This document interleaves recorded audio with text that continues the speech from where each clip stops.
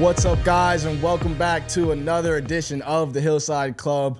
I'm James Martin III. Sitting alongside me is Rob Cardini. And before we get into any of the talks, I got to remind you, this is the Hillside Club where there are no hot takes, only real ones.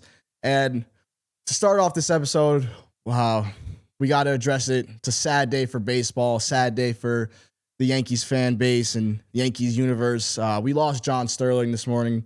A voice that truly felt like home for generations of fans for the Yankees.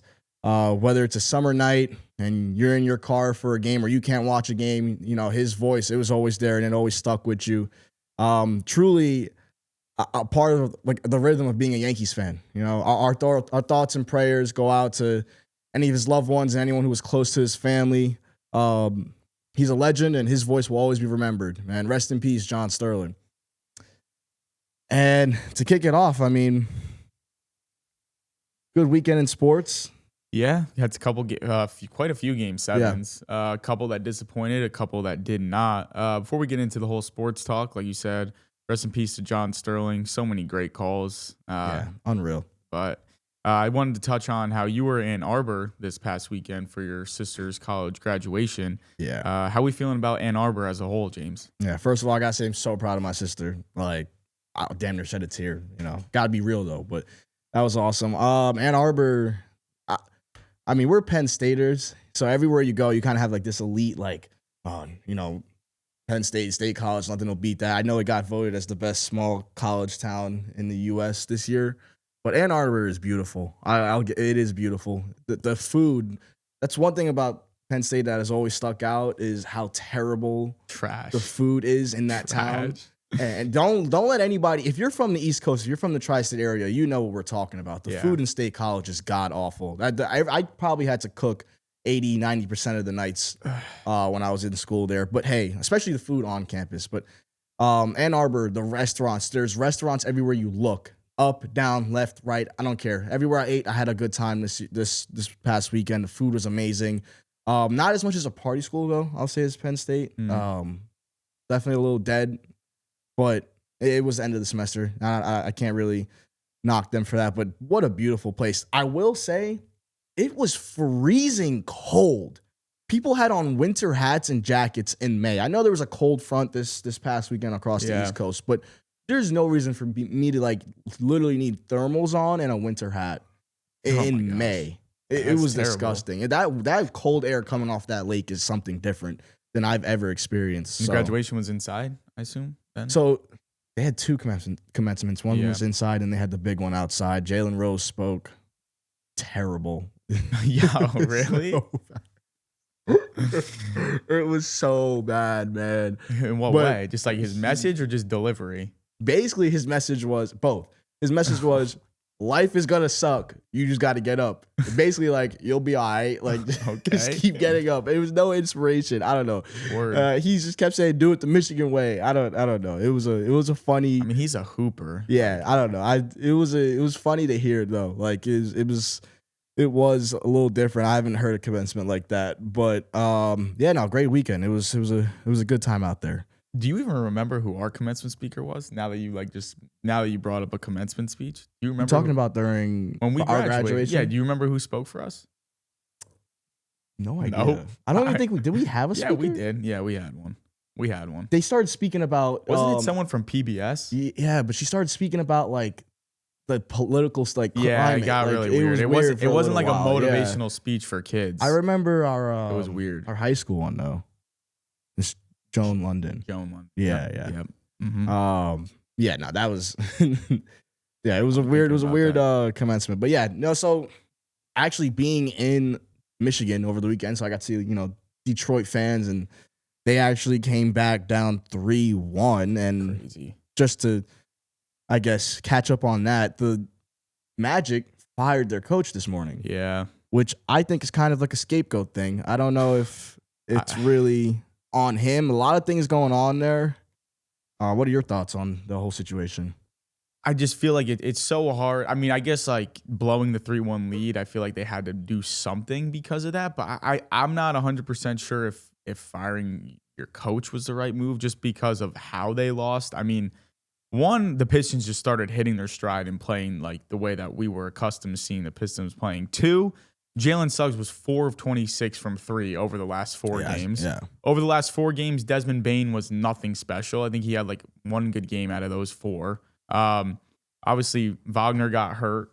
He didn't play the last, 3 games of the series. Paulo was the only one doing a damn thing for the Magic. Yo, he gained my respect over this series. Him and KAT, honestly. Yeah, my question is, if they don't blow this 3-1 lead, is he fired, right? No. And my second question is, are we forgetting that they were the 8th seed? Yeah, that was a whole other thing I was going to bring up. They lost to the 1 seed. The 1 seed that was the favorites to come out the East right now. So, yeah, I don't know. I feel like it's a panic move. It's not a solution. It's not. Who are you going to go get right now that's going to be better than the guy who's coached this core through their early years of their career?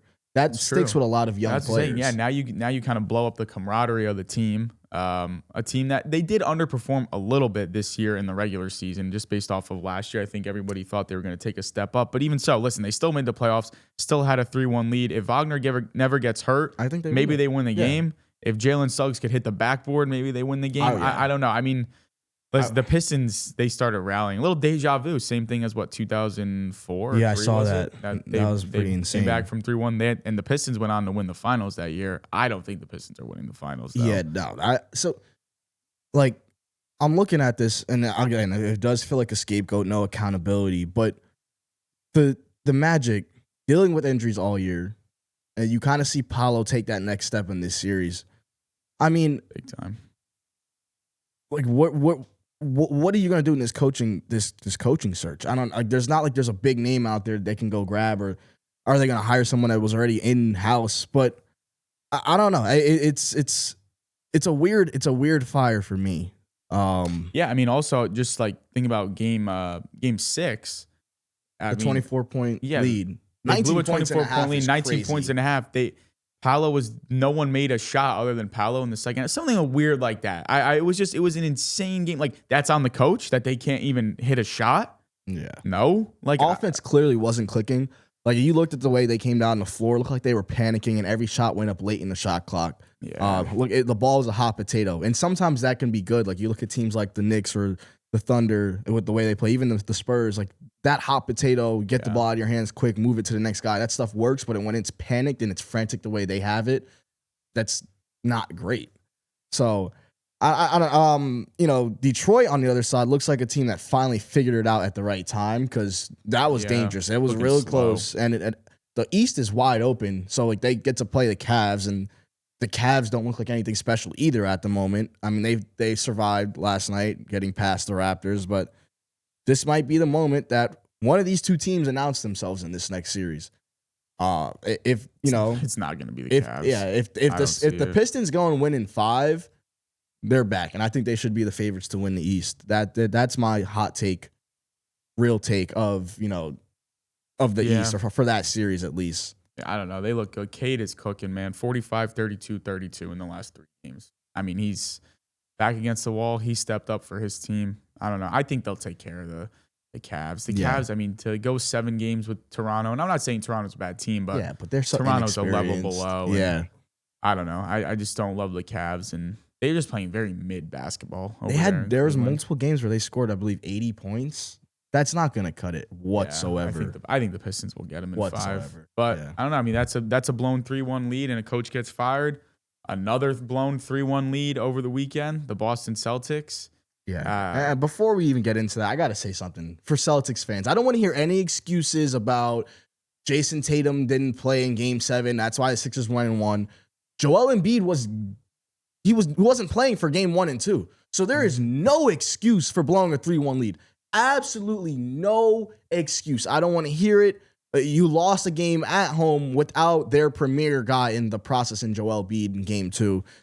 I don't want to hear it. No excuses. It's been a rough few months for the New England, Boston area, I will say. Did you see that clip from inside the NBA? Of the boat? Yeah, I did see that. Mike Vrabel. Yeah, Mike Vrabel, Dan Rossini on the front of the sinking ship. That is bad. That was crazy. Hilarious. Yeah, I saw some people, I guess apparently in their contract inside the NBA, it's still like they own like the rights to everything that they actually put on air. Yeah. So like because a lot of people were saying, how did they go about this saying, we're just going to say screw with ESPN? Like, no, they don't have to deal with ESPN apparently on a decision like that. So they still got their fastball. But yeah, I mean, to blow a 3-1 lead, I mean, you can't blame anything other than yourselves. I mean, even the Magic, like they had an injury to deal with, but like still, you still have a 3-1 lead. You just got to get one out of the next, 3 games. So just really pathetic from the Celtics, if you ask me. I think I made a video about it saying I think there's guys on that roster that would rather just retire than just adapt and just not stick to the game plan of just chucking 3 after 3 after 3. I was watching the game with my dad, and my dad doesn't really watch a lot of the NBA, to be honest, and like rarely regular season.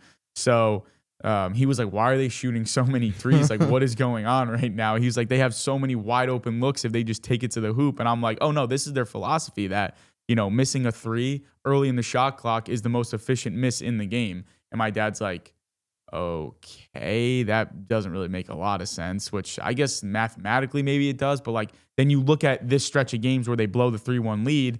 It's like the 3 let them down every single time. So I don't know. Maybe it's less about the Celtics. If you ask me, like, again, if Mike Malone can get fired from the Nuggets after, winning a chip with them and then having a couple struggles later, if Jamahl Mosley can get fired after blowing this 3-1 lead, why can't Joe Mazzulla? That's what I'm saying. This is a far better team, right? Mm-hmm. Far better team. Why can't he get the And there was a moment in that series where the Celtics were up, I believe, 13 in the third quarter. I believe Barstool posted it. 13 in the third quarter, up 3-1 in that series at home, and they found a way to lose. When Sixers won that game 5, I was like, okay, this could happen. It could go 7, but I always thought the Celtics were going to get it done. Just inexcusable. And I also saw that other stat where the Celtics were the first team to have 3 different starters score 0 points in a playoff game since 1970. Yeah, but like I don't even know why that was the starting rotation. The weird starter. They only ended up. I don't think any 3 of them ended up with more than 15 minutes of playing time in the game. Who were the guards? Was it Brown and Pritchard, or was it Brown and White that started with them? I assume White. I don't understand. You have a guy like Pritchard on your bench. But yeah, like I don't think any of those 3 guys ended up getting more than 15 minutes of playing time. Just a weird, weird start. Like that's a weird starting rotation, and I don't know. And then the Jaylen Brown, the plus minus in that series was, with him on the court, the Celtics were a negative 23, and then with him off the court, they were a plus 43. But you hear Celtics fans say that Jaylen Brown's the reason why they were there, and sometimes they like Jaylen Brown more. I don't know. Yeah. I even saw a post, someone said this Jaylen Brown Giannis swap is going to go crazy during the offseason. First of all, that's delusional. I don't think the Celtics are going to just give up on their finals MVP, Jaylen Brown, like, ever. So he's probably going to retire a Celtic. Why would the Bucks give it to I mean, I guess not really give. He's probably going to force his way out. Makes no sense for either teams. Yeah. But you don't want to be in Boston. He wants to be in New York anyway. But exactly. I don't know. Yeah, Mazzulla has the scapegoat of the Tatum injury saving him right now. I mean, that's just probably what they're going to use the narrative all off season. But honestly, maybe this is more about the Sixers actually coming back and less about the Celtics blowing it, because Embiid coming back from his injury and everything that he was dealing with, and you could see he's obviously not 100% healthy. I don't know if Embiid will ever be 100% healthy for the rest of his career. Like, he might only have 90% in him, but he was battling. He had some great games and moments, and coming back down 3-1, obviously. And there's a lot of tweets flying around that Embiid, he's the big man that people want Jokic to be. That's what they're saying now. That's the new word on the block. That Embiid is actually the big man, that runs the league. And I don't know if when Embiid is healthy, man, he low key does look better than Jokic at times. He's 7 foot Shea. I will say that the foul baiting is a lot, but when you're that skilled, again, you're allowed to manipulate the whistle. It's a skill in itself. But my respect for Joel Embiid has grown so much after watching that series. He not only came back to play in a series, where he's clearly not 100%, but he came back to play with a team that was a 7 seed. Right? Like, he's not coming back to play with a team that was a 4, a 3, a 2, a 1. He came back to play with a team that was a 7 seed going up against the Boston Celtics, a team that just won an NBA Finals within the last 2 seasons, right? He didn't shy away from the moment. He actually came back and then he got it done. right? Like that is a different type of, heart that I didn't think that he had before this. I thought, he was just sitting out. He's just going through the motions. He's not playing. And honestly, my respect is through the roof right now with him. And then he's making these comments online about, trying to get, Sixers fans to really dig in and for this Knicks series, which we'll touch on later. But that's kind of pathetic if you ask me. But to actually have to ask your fan base that. Yeah, I mean, that's what New York does. But that's what people want from a superstar. Yeah. They want you to show that, it doesn't have to be perfection, but it has to be effort, up and down the floor. There was a moment in that game where he got rolled up on by Tyrese Maxey at the end. He literally hyperextended his leg and still came up and down the court hobbling. Like he's pushing himself through it. And you know how 7-footers are. It's hard for them to survive injuries like that. And he's trying. He's pushing through it. So my respect is for him. Mm-hmm. I saw a lot of Celtics fans are not happy with Tatum sitting it out. They're talking about they're talking about how hockey players, I forgot what his name was, that sat out with his knee, his MCL was torn and he still played through it. But hockey's a little different. NBA, you just tore your Achilles, and a calf strain is a telltale sign that your Achilles could happen, or another Achilles injury could happen. So I understand sitting that out. But you want to go another year without Tatum and then have to reset this whole process? Yeah, that doesn't make any sense to me. That's insane. But yeah, no, the East has been crazy. East was crazy. The West, I feel like it's almost been like a snooze fest recently. But which was so I was talking to a buddy about it yesterday. Shout out Kenny. Well, big basketball guru. But the West was just so underwhelming, which we normally don't see. Like, as good as that Nuggets Timberwolves series could have been, we talked about it. It fell flat because of injuries, and it fell flat still in the direction of the Timberwolves, which is insane. That the Nuggets, I don't know what they're gonna do. I got no idea. I don't know. I mean, they've tried listen, they won a championship. Yeah. They've built around Jokic and Murray. They've kind of rolled over the roster a couple times these past 2-3 years, ever since they won the championship. Do you try doing that again? Yeah. Do you move off of Murray maybe? Yeah, this is I got multiple questions. This is the first time we're asking this. What's next? This is a big offseason. Do you fire your coach? What? I guess he probably they already used their scapegoat in firing their coach, and then he should be fired. That guy's then they traded Michael Porter Jr. tried to make him a scapegoat. Not a great idea. You had your window, and now what do you do next to extend it? Which that's my thing, because you've got one of the greatest players in the game on the planet. You can't just run it back, especially if the league passes you the way it is. So. What do you do? I even saw a report the Nuggets are going to try and figure out what they do with Jokic. Jokic, he'll retire a Nugget. He's going to retire a Nugget. But the defense from that Nuggets core down the stretch of that series was so abysmal. Jamahl Murray was getting hunted out every time down the court, the same way we kind of saw the Hawks do it in those first 2 games with Jalen Brunson. That's not okay. And I know Aaron Gordon was hurt for half the series, but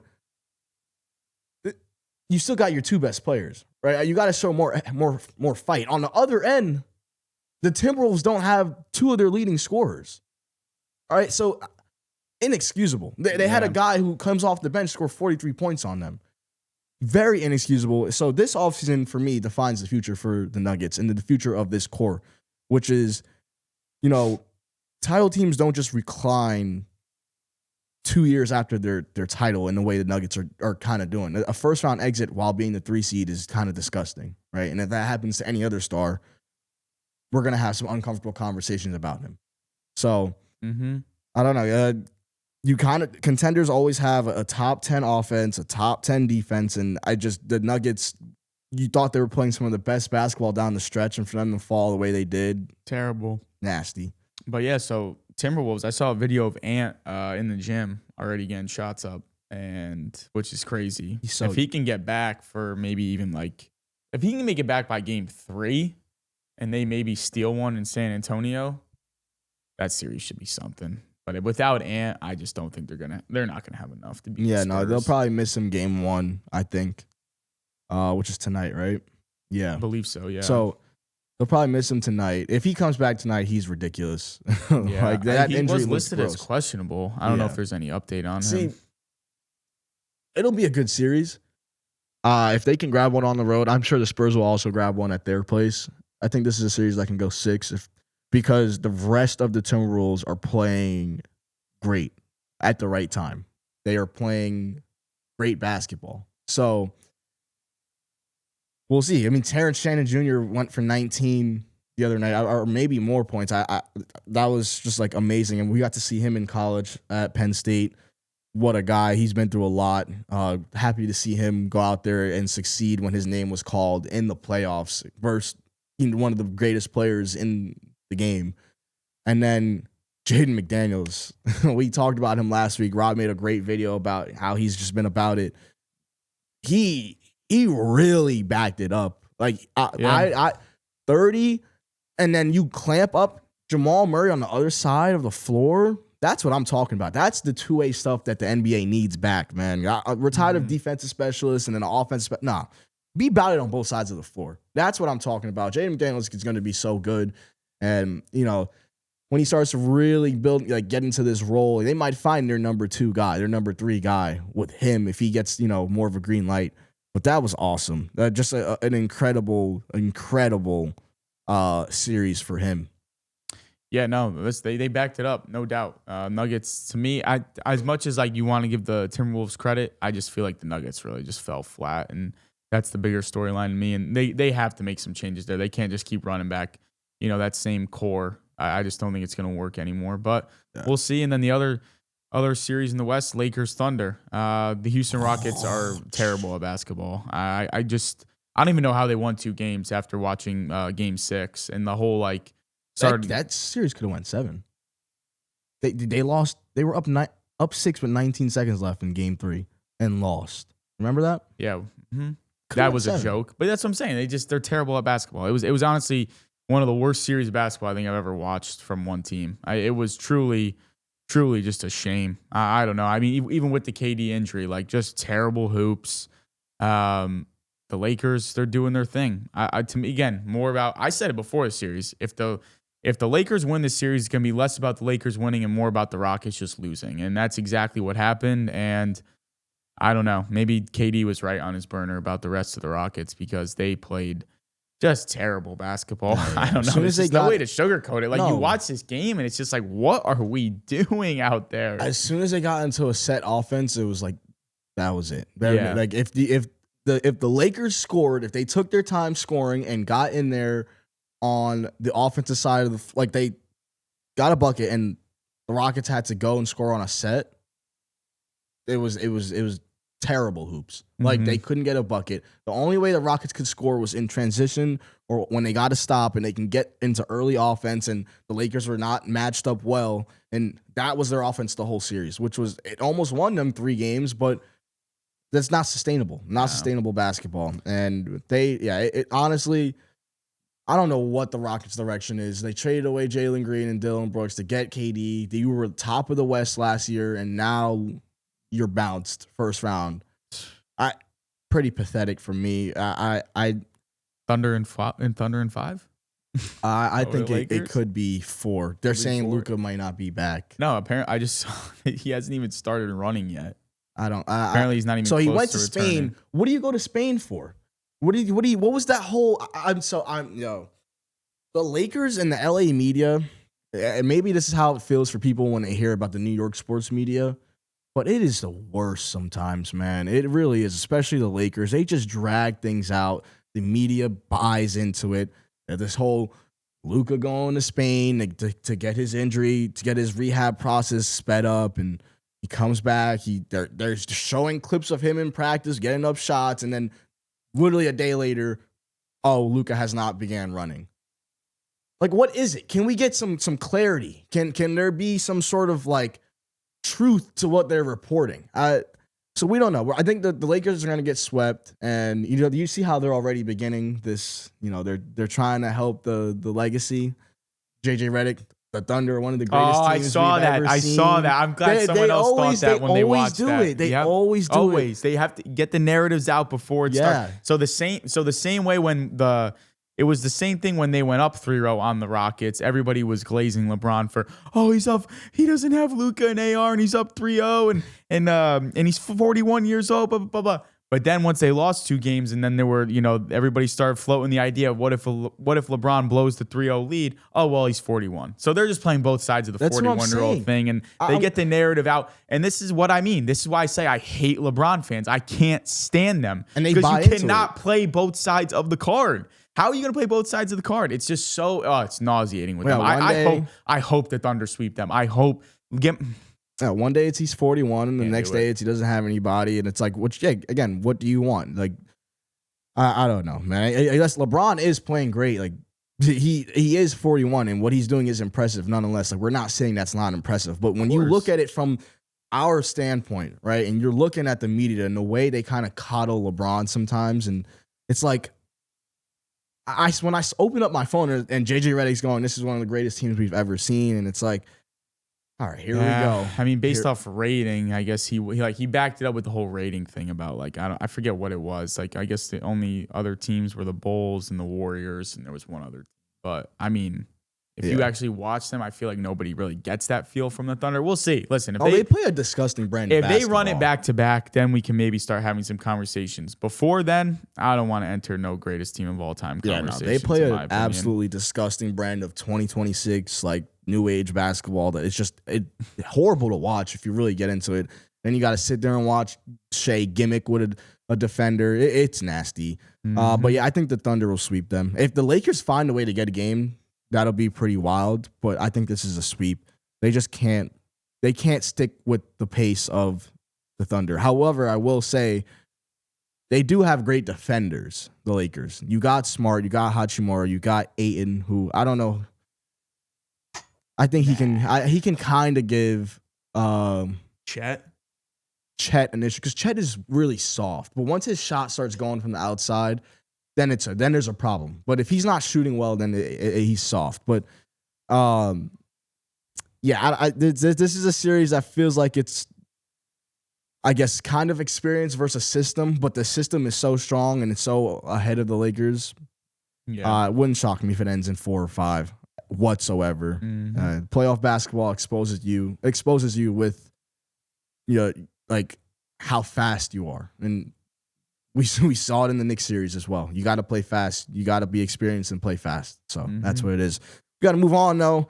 Playoffs in NBA, great. Playoffs in NHL, it might be even better. Like the Montreal goes on and wins Game 7 on 9 shots. I think I left my TV and they had 4 shots through like what a period and first period, right? Yeah. Came back third period. They ended with 9 shots. It was crazy, pretty insane. Yeah, I don't know. That's got to be one of the most deflating ways that you can possibly lose a game, to outshoot a team like Tampa did, and Tampa looked like they deserved to win that game. I mean, even. Both of the goals for Montreal, one takes, a weird tip, but that's why you throw pucks to the net. And then the other one was even weirder. So, to come from behind the net and it sneaks in past Vasilevsky, and it's just like, I can't even imagine. Like, to go 7 games, the series was absolutely incredible. And to lose Game 7 like that, a game where you probably feel like you dominated, you did everything right.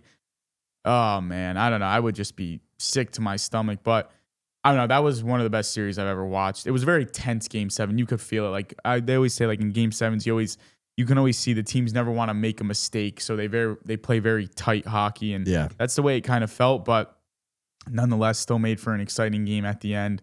I thought maybe Tampa would get a goal with the empty netter, but they never really got that grade A chance. But so Montreal moves on. It really sucks that was a first-round series. I think that's what I was texting the group chat yesterday.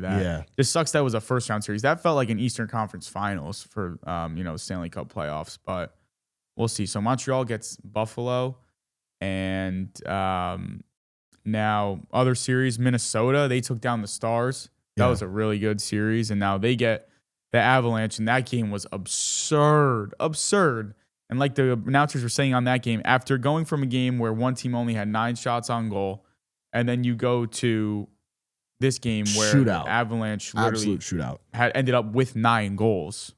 Absurd. Yeah.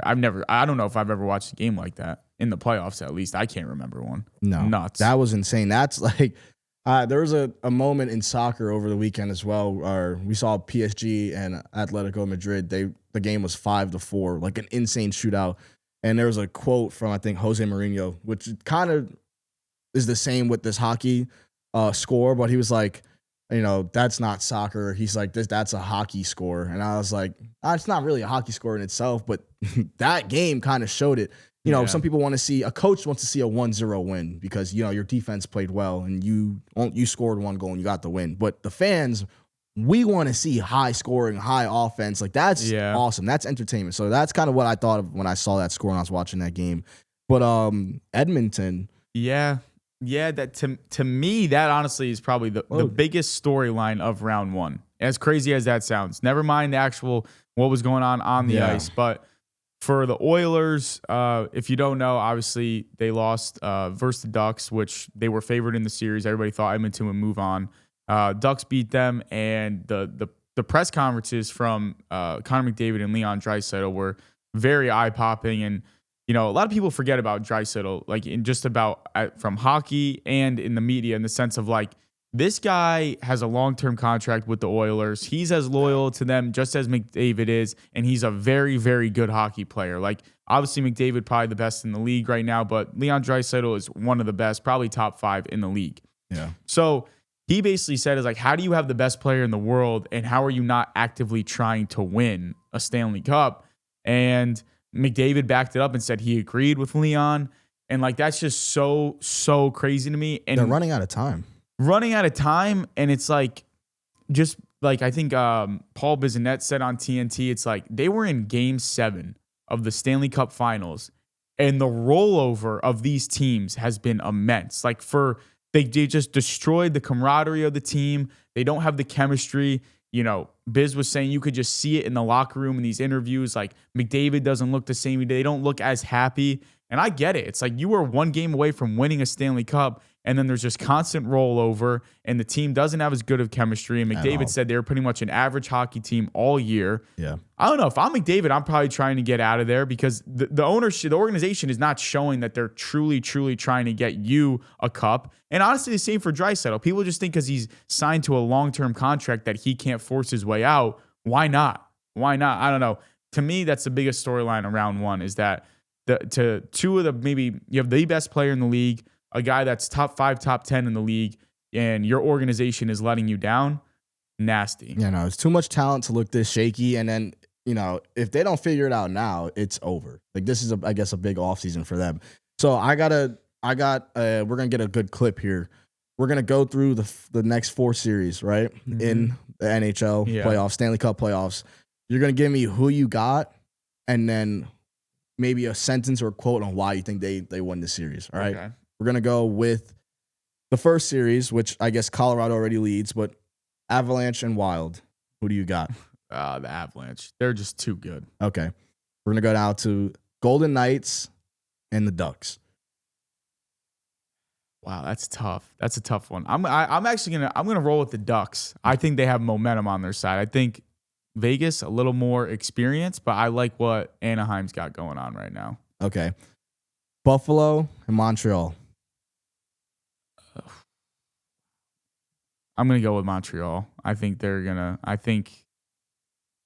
think they have a little bit of an edge right now over Buffalo. Okay.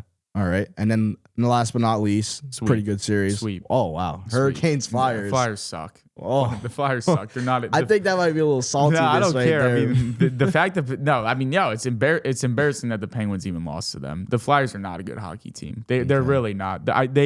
Carolina is going to destroy them. I'd be shocked if the Flyers get a game on them. I really would. All right. Mm-hmm. Well, you're here. We'll check back next week with those takes because I don't think any of those series will be over. No, the Carolina one probably will be. He's double back. That one will be done by Monday without a doubt. Okay. All right. So when is the game 2? Game 2 is it's gotta be tonight, right? Yeah, 7 p.m. Mm-hmm. All right. Right around the same time, our Clubhouse Callout of the week, we got a lot of questions and a lot of people inquired about us talking about this Knicks-Sixers series. So we're doing a special Clubhouse Callout edition. Mm-hmm. We're going to call it the Knicks edition. Knicks-Sixers, a little tri-state area rivalry. Well, we got started off with the first Clubhouse call-out we got from our good buddy RP3, Robert Prince III. He said Sixers in 5. I got a lot to say about it. That's that Philly delusion. I'm going to let Rob take us off. That's just that is the Philly delusion that people. That's why people can't stand Philly fans. And listen, RP3 is a great guy, but that's that Philly in him just saying, "Oh yeah, the Sixers they come back 3-1. Now they're gonna get the Knicks in 5." No. I think the Knicks might get them in 5. I think that the way the Sixers have just had to battle back 7-game series. We know Embiid's not fully healthy. Now you have a quick turnaround. You only got 1 day's rest. Now you got to go to the Garden and play the Knicks. I honestly think the Knicks win the first 3 games of this series, and then the Sixers find a way to win Game 4, and then Game 5, Knicks come home and they get it done in 5. I just think that the Knicks got a little bit of rest. The Knicks are both teams are playing with momentum. The way, obviously, Sixers come back 3-1, but the way the Knicks won those last 2 games versus Atlanta, they seem to have hit their own stride. And I just think that if the Knicks can get the Sixers to constantly run, the Sixers just won't be able to keep up. Their bench is a complete joke. Other than Quentin Grimes, no one gets real minutes off of the Sixers bench, and Nick Nurse just rolls pretty much a 6-man rotation the entire game. And I think that's going to kill them in this series. And now this is a year where the Knicks actually have depth. So based off what I saw versus Atlanta, if the Knicks can just keep playing through KAT, I got the Knicks in 5. I really do. I think. I don't like to do this when it comes to the Knicks because I don't want to get too hyped on them because 2-3 weeks ago I was calling them frauds the way they played against Atlanta in the beginning of that series, but they kind of proved me wrong. Going out there and open up a can of whoop ass. I mean, 51 points. They looked like the team I expected them to look like from the beginning of this year. It was about time that they played like it. Right, I said it before. I've never seen a team's window close or open and close within the span of the first few weeks of the season, and it might just open up again. It might just open up again. They looked amazing in that Game 6 versus the Hawks, and I think this series will go 6. I don't know if it'll be the Knicks. I don't know if it'll be the Sixers. And the reason why I say that is because for some reason this coaching staff for the New York Knicks is just so complacent sometimes, and they're not decisive with what they want on the floor, right? It took them way too long in that series to realize how they're going to beat the Hawks. How do you not come out Game 1 and 2 knowing that you got to defend your floor, right? And know how to beat this young, inexperienced Hawks team. It took them way too long, and I think that's going to be the issue. I think it's going to be a coaching master class from Nick Nurse where he's just going to have the better hand. He's going to have the upper hand in coaching, and if they get 20 points out of Paul George the way they've had in this last series versus the Celtics, dangerous. Maxey, he'd give you 30, 40 on any night. Scary. And then Embiid, he's going to live at the free throw line. I know he can't move right now, but that's what's going to happen. Mitchell Robinson, as great as a defender he is, and he actually has had some success versus Embiid, it's going to be tough. My thing for the Sixers is, how are you going to guard the Knicks? Right? Jalen Brunson, who's going to guard him? He's going to give you problems. He's going to give you 25, and he's going to be a facilitator. Now, who's going to guard KAT? Because Embiid cannot guard KAT. Maybe yes in the post, but once he stretches it out and he brings the offense 30, 40 feet away from the rim, that's a problem because you got guys like OG Anunoby who I don't see Kelly Oubre or Paul George guarding. He's been playing some of the best basketball of his career in this Hawks series, right? Shooting the best three-point percentage in the NBA playoffs so far. He had 29 points in 27 minutes the other night. Who's going to guard him? And then just like Rob said, the depth of this New York Knicks team is, I think this might be, again, I've said it before, the deepest team I've ever seen in Knicks history. You can go back to the 60s. This is the deepest team in Knicks history. Is it the best? I don't know, but it is the deepest. There are guys who are playing, that are not even playing right now, who gave the Knicks quality minutes all year. You got Tyler Kolek. You got Mohamed Diawara. You got Landry Shamet, who's fallen out of the rotation. This team is so deep, which kind of, I guess, contrasts from the Sixers, who are just a complete opposite. They are not deep, and that's the problem. The Knicks will be able to run up and down the floor. I want to see more minutes from Jose Alvarado. I want to see the same intensity from Jordan Clarkson. So, yeah, I think this series will go 6. It can go either way. It depends on if the Knicks are urgent, right? If they're urgent in those first 2 games, they smack Philly in the mouth to start the series and kind of take some of the life out of them. Don't give them life like the Celtics did in game 2, all right? I'm afraid that, you'll get one of those VJ Edgecombe games where he'll go for 30 and he'll explode. And because that's the talent he is. He's going to be the future, right? Him and Maxey are the future of that franchise. But the Knicks got to come out and play aggressive from the start. Can't be complacent. You can't be lackadaisical down the stretch and give up a lead, because that's what happens. It happens all the time in the Garden. In the third quarter, in the second half, the Knicks get complacent and teams make a run back for it. And it's happened multiple times in the last 3 years. So if we can change that, if they can go out there and play aggressive, fast, and physical from the get-go, I think, like Rob said, this series could be 5.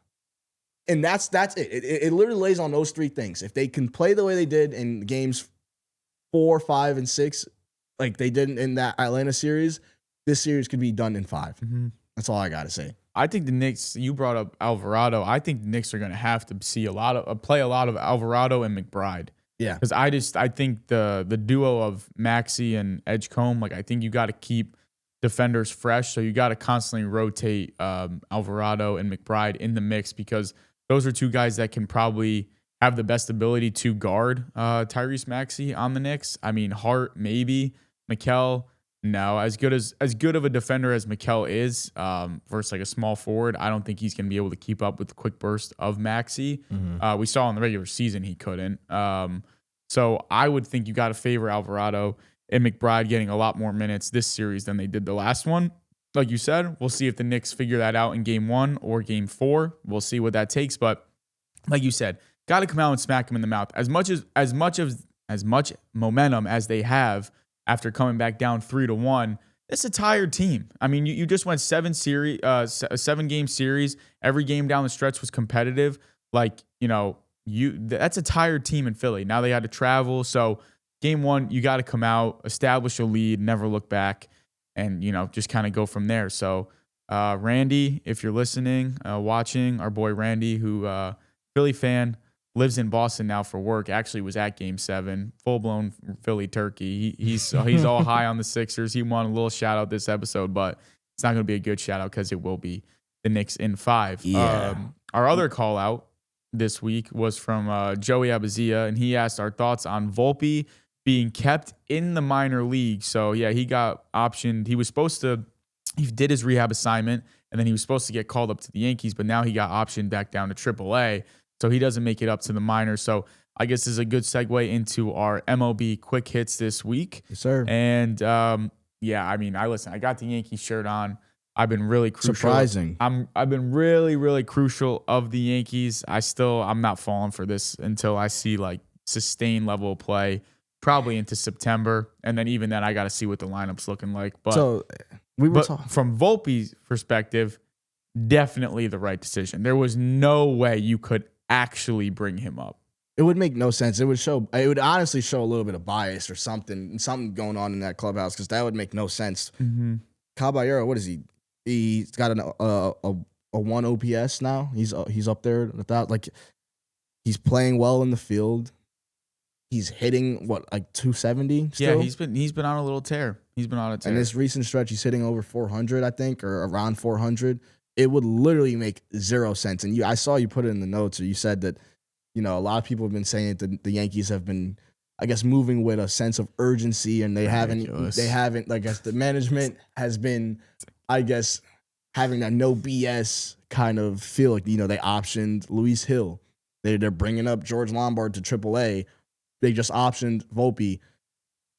So you say it's not that urgency. I mean, people are saying, "Oh, the Yankees are moving with a sense of urgency this year. Like they're moving different." Like, what do you mean they're moving different? They're moving with common sense. They're doing things that they should have done 5 years ago. Like, yeah, I guess if you want to equate that to urgency this year, go ahead, be my guest. But to me, it's just finally we're using some common sense in the decisions that we're making. Like, Rice is actually getting played every single day, and I pray to God that thumb is okay, Ben, because you're killing it out there. But I don't know. Like, oh, they're moving with urgency. Okay, listen, You guys can get caught up in the April hype. I'm not. I'm gonna wait because the AL is so weak. The AL is so weak.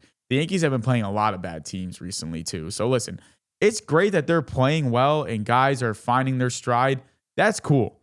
Again, they've been doing this for 10 years in a row. Let me see it in September. Let me see it in October. You know, they called up Dominguez, another good sign. I'm not saying they're not doing the right things, but I just want to see it, you know, down the stretch. Are we going to get a June swoon? Are we going to get that, you know, that stretch in August where the Yankees lose 5 out of 6 games and, you know, the sky starts falling down. They can't hit outside of Judge. We'll see. I don't know. But yeah. So, I mean, we got to bring up the best duo in baseball right now. A lot of people are calling them the modern day Maris and Mantle, Mickey Mantle, Roger Maris. I mean, it's crazy how it's been. They combined for 25 home runs. They both went deep yesterday afternoon. Judge is doing Judge things. Rice is playing like a literal like an MVP candidate right now, which is pretty incredible. Got to be really huge for the Yankees farm in a sense that like these two guys are guys that you drafted and you developed in your minor league system, and now they're, you know, in the majors doing incredible things. So that's got to be huge for the Yankees farm. Best duo in baseball right now. This is, you know, hopefully they give themselves like a healthy competition throughout the whole year, the way Mantle and Maris did, which was awesome. But yeah, no, Rice is unreal right now. It's pretty incredible. Like it's awesome to watch. yeah, I mean, second best average in the league. Obviously has 12 home runs, which is tied for second.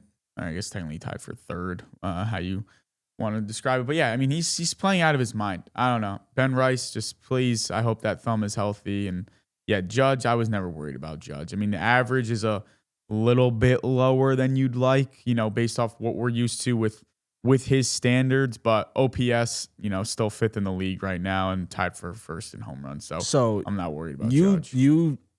We talked about it before the episode. You really don't believe that this team is playing a little bit better than they did last year? What do I care, though? What do I care? What do I care? Question, though. You don't think they're playing a little bit better? Like this offense. I don't know. I don't exactly remember what they were playing like in May last year. The pitching has been great, and they don't even have their aces. But this was the same narrative last year, I think. When it was like, oh, the pitching's been great, and we're getting Rodon back soon. I could have sworn like it's the same thing. I don't know. You got like 2 or 3 aces. I don't know. I don't know what they were at. They're 23-11 right now. It's May 4th. I don't know what their record was on May 4th last year. I don't know. I'd love to, you know, find out. But I mean, maybe we can get Chad to pull this up. What? I feel like they're playing better baseball though, right? Like, yeah, the beginning of the year last year was awesome. We saw them come out flying versus the Brewers, and they were hitting home runs left and right, and then they kind of slowed down. But I feel like just watching them, there is better baseball being played. There's better at bats. Like even McMahon is starting to wake up. Jazz woke up a little bit.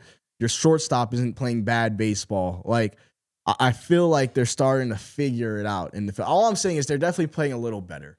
Right, even Jason Dominguez, he comes up and he had a great game yesterday. He's hitting from both sides of the plate. So I just feel like it's a little better. They were 19-14 on May 4th last year, and then they lost that day. But I don't know. I can't. I'm not allowing myself to get caught up in this. I'm really not. Listen, I'll start really feeding back into the hype when I see Dominguez leading off, Judge batting second, Ben Rice batting third, and that's the case for a consistent period of time. Maybe Lombard gets into the lineup by the end of the season. Then I'll be. Listen, I'm never gonna root against them. It's not that I know rooting against them. You're the same way I am with the Knicks. But like, I'm just trying to be real. 10 years in a row, the same shit. I don't care. Like, I'm tired of the regular season hype. Like, I want to see postseason success. And right now, based off. Listen, maybe you could say they're playing a little bit better, but the guys they have in the lineup right now are the same guys that, you know, fell short last year in the playoffs when they started playing better teams and faced better pitching. So listen, maybe things can change. Maybe, I don't know. Hey, they're 13. They're 13-2, right? 13-2 in their last 15 games. They're playing great baseball. They got the Orioles tonight, and then they have the Rangers during the week. Like you said, the AL has been pretty weak, but I think it's definitely a lot better. Definitely a lot better. Yeah. A little more urgent. All right. But we don't know how that's gonna come during October because this team seems to just like to fall flat and the guys go missing, go ghost in the postseason. It could be worse though. It could be worse. You could be a Mets fan. You could literally be a Mets fan. They still suck. I don't know how they haven't made a firing yet. I don't know what they're doing. You got to do something. This team absolutely stinks. They find ways to lose games left and right. But, I mean, the good news is Juan Soto's suite is super nice. I don't know if you ever catch it on the broadcast, but the suite is just super nice. So I hope his mom's happy in that suite. No, because her son's miserable playing for them probably. So that's fine. Stadium is ridiculous. I actually got to sit in the Steve Cohen's box one time. Ridiculous. Insane. I can imagine. Insane. But yeah, I hope they're happy with that. Did you see Malik Willis's first pitch in Miami? It was bad. Oh my God. I think if I can throw it up here, I will. It hit the backstop so high. Like I was like, oh my goodness. But yeah. I saw they pulled Mahomes' clip too, because Mahomes did a first pitch and like Mahomes' pitch was bad. He was like, damn, I thought they deleted that footage. But like, kind of surprising. You would think a quarterback with it's the a different throwing type of spin. I know, but even so, like you still have the general motion. Because here, you're when you throw a baseball, you're throwing with some spin down, right? It's rolling off your fingertips in a different direction than with a football. But like, I don't know. It rolls off your fingertips this way with a football, and with a baseball, it's rolling down. So I can understand why it floats the way it does. And then I saw our last thing about baseball. You saw that Aroldis Chapman and Yordan Alvarez, their face off. I think Chapman struck him out 100 miles per hour and then gave him a smile. A sweat monster? So that's what me and my buddies call it. We call it a sweat monster. Always wearing the turtleneck. 102 degrees out. Literally. Chapman got it on. But yeah, so we're gonna move it on though. I actually want to say one thing about this Knicks and this Sixers series. Joel Embiid and Karl Anthony Towns hate each other. Oh yeah. They back in 2019, like they went back and forth on Twitter. I can't even quote these tweets if I wanted to because they're calling each other out of their names ridiculously. I'll throw it up here and try and I guess clear out or blur out the words, but they were going at it. So you see both of these tweets here. This will be a big series. This will be a big series for both of them. Mitch also he's not pretty fond of Joel Embiid. 2 years ago, Embiid grabbed that Mitch's foot, and that actually hurt him in that series where the Knicks won, though. So this will be a great series. Just had to bring that up. And then also my last PSA for the Sixers, and then for Philadelphia. There's New Yorkers everywhere. They're trying to stop fans that are not from the Philly County or from a Pennsylvania zip code from buying tickets, right?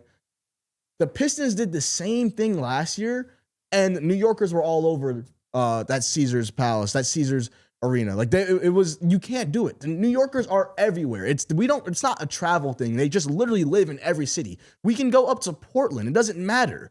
There's New Yorkers in there.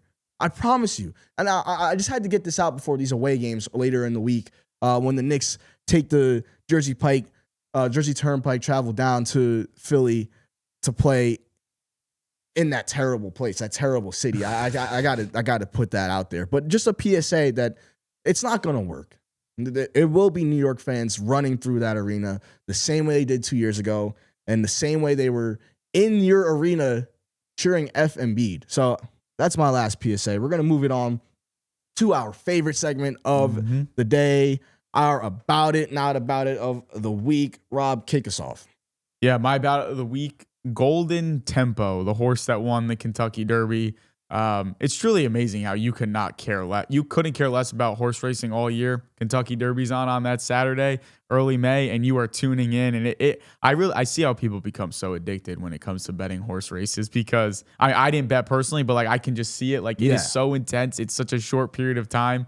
What an unbelievable race. And for Golden Tempo to come back from dead last and the burst he had to go on and win the race. I think he closed at 23-1 to win. Really, really cool stuff. And then he, the horse makes its trainer, Sherry DeVoe, the first ever female trainer to win the Kentucky Derby, which is really cool. The jockey, Jose Ortiz, he won, I think, the Kentucky Oaks race and the Derby back-to-back days.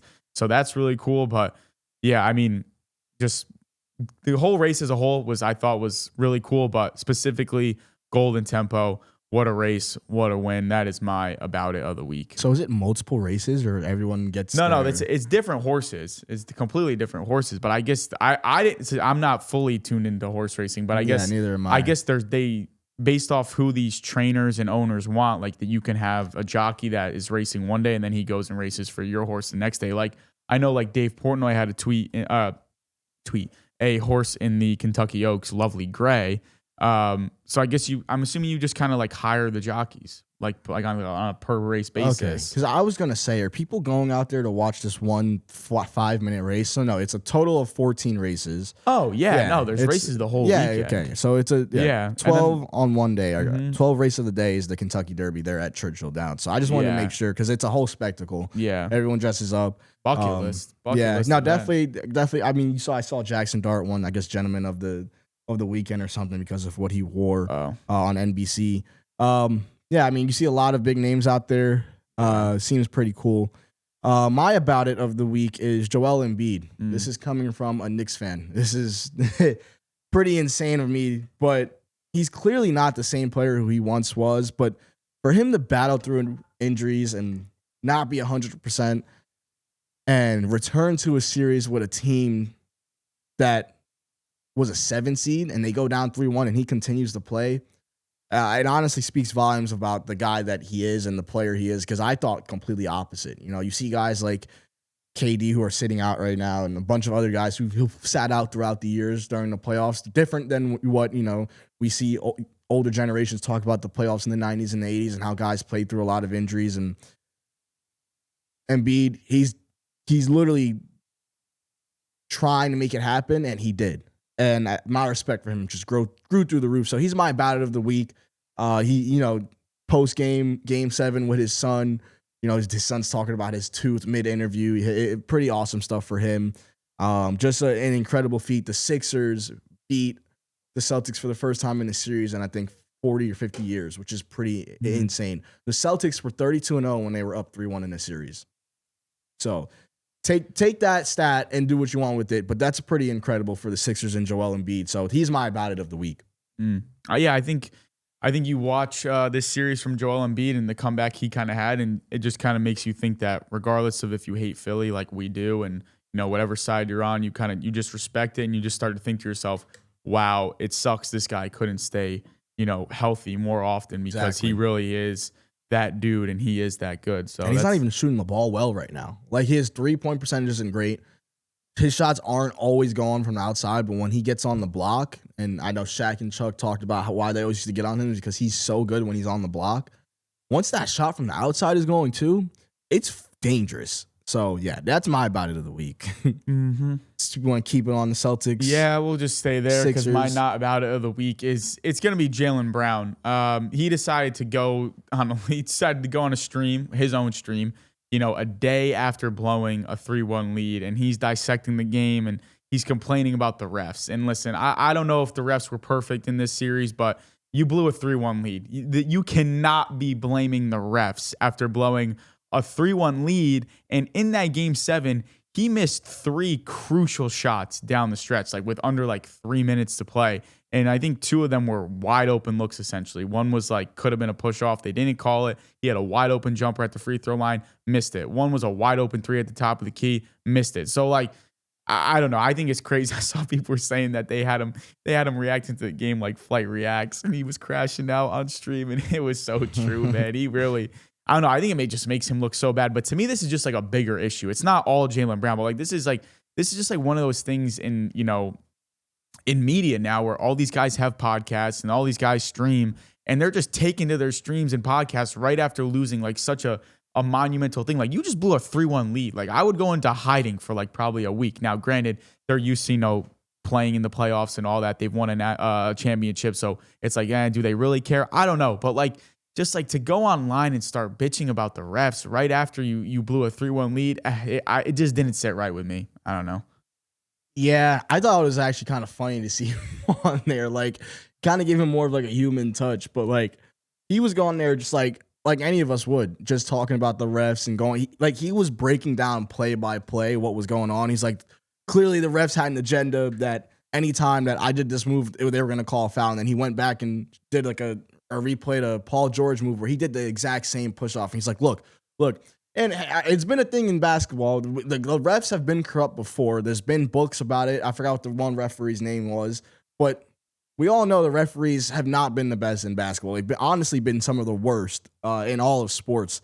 And I understand where his frustration comes from. But just for the integrity of the game, you saw Devin Booker talk about it a lot. The refs do need to be checked, I think, a little more. As a player going online and ranting the way he did, like a streamer, it was kind of hilarious, but not a great look for the Celtics organization, if you ask me. Well, hey, Jaylen Brown has been pretty adamant about being independent in that sort of space. So I guess respect for him for going out there and being vocal. My not about it of the week, nothing to do with sports in general, but as Drake is about to drop very soon, right?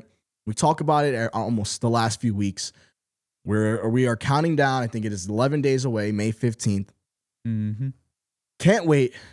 But music leakers online are starting to get very irritating. I don't know about for other people, but for me, I open up Twitter, open up X, and I'm looking at songs. Oh, Drake leak. And I don't even know if it's a real song. Yeah. I don't even know if it's a real song. We saw like multiple leaks drop over the past week or so. And everyone's saying it's AI. I'm genuinely scared. I don't know what's going to happen with AI. But it gets to a point. They're ruining music because there are so many times in the last 10 years or so where guys have teased amazing albums. Playboi Carti is like probably the most infamous one. But he teased that Whole Lotta Red album for years, and then it got dropped on some random day, and he had to scrap the whole album. And it took another 2 years for him to drop it. So like it half the time we don't even know if it's real anymore. And you're killing a rollout. Like, let the guy roll out the album. Stop trying to ruin what's going on. We don't know what song's gonna be on it. People are dropping things left and right. Don't know if it's real or not. It's irritating. I don't know. For me, a lot of people are like, oh, you gotta listen to my SoundCloud. You gotta listen to, I got this plays all this unreleased music. I don't want to listen to that. I want to hear it from the source because I don't know if it's real and I don't know if it was ever going to be released. And then half the time, like that one song that Drake dropped what was it, last year with the what did I miss? Which one? No, it was the tapes. It was the tapes from before. Oh, It's Up, No Face. Yeah. And then he had to take Blue, take Green, one Red? back. Yeah, he had to take Blue, Green, Red back, which was one of my favorite songs because the sample didn't clear. Yeah. Like that alone pissed me off, but that was because the sample didn't clear. And then half of these songs get leaked and the sample doesn't clear. And then the artist can never release the song because of that. It's so irritating. So I just had to get it off my chest. It's tough, especially with all the AI stuff. It really is. I can't even imagine being like someone from an older generation dealing with this. Yeah. Like think about us. Like we grew up with all the technology. We grew up with no idea. With this influx of AI, and we can't even tell if it's real. I mean, yeah, like if you truly dissect it, you're like, okay, the lyrics. Who has time for that? Yeah, like the lyrics sound a little iffy, but like when you first hear, like you hear the beat, you hear Drake's voice on these AI stuff, it's like, okay, it sounds like him. Like this could definitely be something that he would maybe drop. Needs to be banned. I don't know. It's crazy. It really is a crazy era to live in. But yeah, no, the AI leaks they're getting out of hand. I mean, they're rolling out a whole AI album at this point. It's what it's turning into. It's ridiculous, man. So it sucks. Yeah, but did you see Skip is going to be going back on First Take? First time since 2016. This Friday, Skip Bayless will be appearing on First Take. It's kind of crazy how it was Skip and Stephen A. and then Skip, Shannon Sharp, and then Skip now going back to First Take for the first time in about 10 years. I think it's just like almost like a cameo thing, though. I don't think it's like an actual. I mean, no, I'm no, still not gonna for do a whole long, show. but just to see him on there, it's kind of nostalgic. That would be amazing. No, I hope he hits Stephen A. with "It's my turn." I really hope we get one of those. I hope we get some vintage. Like I hope they get into a real used debate to watch over that something. so much. I man. mean, NBA playoffs, they definitely could. Skip will probably. I mean, if the Lakers lose a game, I don't know if the Lakers play Thursday, but if they do and they lose or something, we need to see more Skip. Skip cameos. is gonna get on him about it. No, Skip. I don't know. Listen. He's a bit of a tweaker, and I don't know how things worked out with who he works with and all that, but I think he's hilarious, man. Like when after the Cowboys lose a game and you go on Twitter, you just see he's got like a 9-minute video queued up about Micah Parsons, the whole Micah trade, 11 from heaven, and this one and that. Oh my gosh, I love me some Skip Bayless, man. But yeah, I wanted to speak on Cam Young, who dominated. Won by 6 shots over the weekend at the Cadillac Championship at the Blue Monster. I think it's called Trump Doral now. Yeah. But one of the coolest things that you'll ever see happen in sports, he did it over the weekend, is he called a penalty on yourself. And I know some people don't speak about integrity, and a lot of people would say that I would never do that. But for him to do that, kind of speaks just a lot about his character. Kind of he didn't just play the course. He respected it, and the way he just called it on himself. He barely even touched the ball. I think that's what it was. But yeah, there's no ref. There was no replay. It was just straight honesty from him. But he dominated. His swing. I'm telling you right now, this next week or so, when we go do some of our golf content, you guys are gonna see my swing is gonna be a little different. I'm gonna go take an hour or two to get this guy's swing down. The pause at the top, the way he drops his hands, keeps it shallow. Oh my gosh, man! I need to. Yeah, no, he's incredible. I wish he could have played this dominant at Augusta when I picked him to win, but no, he really is. He just seems like a great guy too. Very quiet, but just goes about his business. And yeah, he's playing some really good golf right now, and it's insane. Got a great set of hair too. He's got some serious flow. I mean, the guy takes off his hat. And he's got hair on him. No, I'm being so dead serious right now. He has hair. He has hat head that guys wish they had without a hat. The guy takes off his hat. He's got flow. It looks great. You can't just say it. What are you saying like that for? It was a big conversation on Twitter this week that Cam Young, just another thing. He takes off his hat and he's got great flow. Guys wish they had hair like that without having a hat on. So that's all I'm gonna say. But listen. Good for him. Shout out Cam Young. Another win. I don't know. We'll see. Maybe he'll get a U.S. Open win.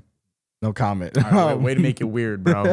Way to make it weird, bro. All right. Yeah. I got to move it on. I got to say way something. To make it weird, bro. I got to say something about my Gooners. What? The Gunners. Oh. Come on. That's their nickname.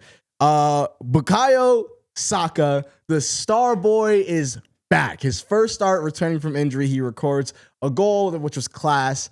And then also records an assist to Victor Gyökeres where he absolutely dropped the defender. He's back, and I don't want to hear it. Everyone hates Arsenal fans, and that's what stars do. They change everything instantly. And I gotta give a shout out to MLS as well. He played amazing in the midfield. Just the title race is still on. It's still on.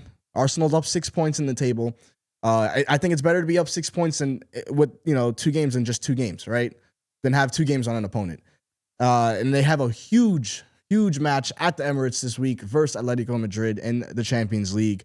Everyone talks about it. They call it haram ball because of the way both of these teams play and how, I guess you can say, very park the bus, right? Keep the possession. That's how both of these coaches coach, Simeone and Arteta. But this game at the Emirates, I feel like this can define Arsenal's season. We all saw it went from quadruple to treble to now double, and you're at home. You got the tie when you were at the I can't even say it right now, Metropolitano in Madrid. Now you're back home. Like Thierry Henry said, you got to come out there and hit them in the mouth. Play the same way you did over the weekend versus Fulham. You got to be aggressive. You got to be in the midfield. It can't be, just keep possession. It's got to be guys making runs like Saka did over the weekend. And we got to have guys who, no offense to Zubimendi, but they got to play better in the midfield. And Miles, I keep messing up his name, but MLS, he played amazing. Just another star boy for Arsenal in the midfield. I don't know, but it was great to see Bukayo Saka back. I got the jersey on today. He absolutely deserves it. So come on, you Gunners, this week versus Atletico Madrid. These are semifinals? This is the second leg of semifinals. So whatever happens this game, that's who goes to the final of the Champions League. Honestly, kind of cool they tied the first game because now it's a 0-0 game. So going 0-0. Also, the home team is the top team in soccer. Always in soccer, yeah. That was tweaking me out. You were talking. I had to start looking this up. So the other game was we were playing golf while it was happening. That was a crazy game. James, I think we might have to address something here. So you root for like 30 different soccer teams and players, huh? You just hop on a different bandwagon. That's the thing about soccer. I always loved Arsenal growing up. Like my family, Arsenal fans. It's a big thing in Jamaica too. A lot of fans are Arsenal fans. But in soccer, this is the thing. There's so many teams and so many stars and so many leagues that like you can't help but root for. Could have sworn you were a PSG fan. Well, no PSG fan. I'm an Mbappe fan. Oh, here we go. Right? That's the thing. Skr can say the same thing. When you grow up, you grow to like certain players. Skr can't say the same thing because Skr has never faded off of Barcelona. Skr has stayed true to Barcelona as long as I've known Skr. You tell me right now who's Skr going for Barcelona or the Mexican national team? It's the Mexican That's not even team. Comparable. Yes, it is. What do you mean? I'm talking multiple teams in the Champions League. Also, who did you even pick originally? Did you pick Real Madrid? Who did I pick? I picked PSG. No, I wasn't rooting for them. I just didn't think Arsenal had it. The way they were playing. I don't know, guys. He's flip-flopping I didn't think they were going to make it to the semis. One day it's Arsenal, one day it's PSG, one day it's Real Madrid, the next it's another team. I don't know. You want to see the best players go long in the tournament, so you don't have to see a matchup like this one. But I said I think PSG is going to win it all. They're playing some of the best soccer in the world. That's not my team. I've always been an Mbappe fan, and that's why I used to follow them. But I never, ever been a PSG fan. That's crazy. But you know who I can't stand? This might get me some hate. Actually, maybe not. Whatever. I can't stand Harry Kane. A lot of people can't. I don't know. I don't like him. I don't know. Because he's. You talk about the hair and the flow and all that. Forget that. Never mind. He wish he had hair like Cameron Young. Please. I don't like Harry Kane. But yeah, he scored last week, right? Yeah, no. He's had a great year. He's up there in Ballon d'Or voting as well. Hopefully PSG wins, I guess. Yeah, both of those teams are playing out of their mind. That right there should have been the final if they just weren't on the same side of the bracket. But we'll see. PSG Arsenal would make for the best final though, if those two teams advance. Do you think? I think you'd rather see Arsenal and PSG. Okay. Well, I think that's probably the best that you'd want to see from a fan perspective. PSG down 1-0 or down 1 in the aggregate though. PSG, yeah, no, they're up 1. Oh, Bayern, they won. Yeah, Bayern. That game was ridiculous. But the thing is, now they're going to Germany in Munich to play that game. So we'll see. We'll see what happens. And then don't really have a lot here to end it unless you want to get into our favorite sports movies. I don't know. We could save that for another episode. We'll save it. Yeah, because that might get into like that might end up being like a 10-minute debate about what the greatest sports movie of all time is. So I guess we'll save that for another week. But Knicks are on tonight. Game 1, second round. New York Knicks, only team in each of the last 4 seasons to win a playoff series in the NBA. How about that for the New York Knicks, folks? What a wild turn! I was watching games where Lance Thomas. I bet we don't even know what he looks like. Lance Thomas was the captain of the Knicks for a few years. I was watching games like that where they brought guys out like that in the star lineup where it seemed like they had 2 left feet. So for them to be going back to the second round, the East semis again, having a chance to really actually go to the finals, which is insane. It's incredible. So sometimes I think Knicks fans, we got to take a step back and appreciate where we are because it's been a long road. Long road. So we want to say thank you guys so much for tuning in. It's been another great episode. Yes, sir. Tune in next week, guys. A lot of golf content will be dropping this week. We had a crazy one, crazy video for you guys. But thank you guys so much for watching. I am James Martin III. I'm Rob Cardini. Shout Shout out thank Skr. you. Oscar Navarro back to our producer. Thank you guys so much for watching. This is the Hillside Club. Peace. Have a good one.